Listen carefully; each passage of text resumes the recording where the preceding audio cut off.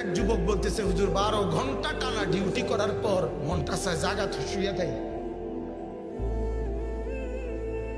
কলজাটায় মানে না যে এই 8টা কেমনে যাবো হোটেলে,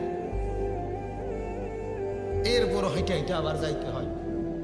হ্যাঁ, হারাম শরীফে আপনার যে ডিউটি করে মুসাদে কাজ করে যারা, এরারে একটা মিনিট কত জিরাই তারা না, জিগাইলে দাঁড়াইলে গারামা, মানে ক্যামেরা আছে ক্যামেরা মারে, গারামা মানে জরিমানা,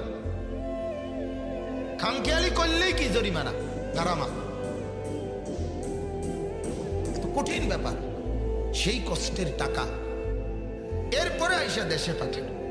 আহা, বাবার সেই মেহনতের ঘাম ঝরানো টাকা দিয়ে সন্তান উলঙ্গ ছবি দেখা জীবন শেষ। ওই বেচারার 1 মাসের কষ্টের 30,000 টাকা তুই নষ্ট করে দিলি এই উলঙ্গ নর্তকী চাইয়া। করলি কি বাপ, কামটা করলো কি কলা, মিনিটের মধ্যে মানে টাকা ডিরে কি করে দিল, জ্বালায় দিল, ছারখার করল, জাহান্নামের আগুনে ফেলে দিল। বলেন নাউজুবিল্লাহ। আমার বাবারে আমি জীবনে একবার জীবনে আব্বারে আমি শুধু বলছিলাম, আব্বা আমি এই মাদ্রাসায় পড়তাম না, মানে একটা মাদ্রাসার ব্যাপারে আর কি, মাদ্রাসার ফরুম কিন্তু এটা তার পড়তাম না। এই আমার পুরো পড়ালেখার জীবনে আমি একবারই বলছিলাম, আমার মনে আছে আমার আব্বা সাথে সাথে বলছিল, ফুত পরের বেলা ভাত 1 লোকমা খাবার আমার ঘরে খাইও না, এক্ষুনি বাইর, তোমার কামাই তুমি কইরা খাইও।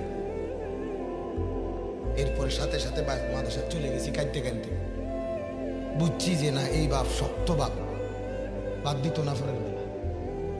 বাবার সেই কঠোর শাসন আলহামদুলিল্লাহ আল্লাহ বরকত দান করছে। সেদিন চোখের পানি পড়লেও আজ লাভ হইছে, লাভ হইছে না ভাই, আজ লাভ হইছে। এই জন্য মুসলমান, আমি এই জন্য এখন আর পারি না মনের বুঝাইতে, এই জন্য অনেক সময় নগদ রাগ উঠে যায়। কিন্তু দোস্ত তোমার প্রতি আমার কোনো দুশ্মনী নেই, তোমার তো আমি দেখিও নেই কোনোদিন, দুশ্মনী থাকবে কেন?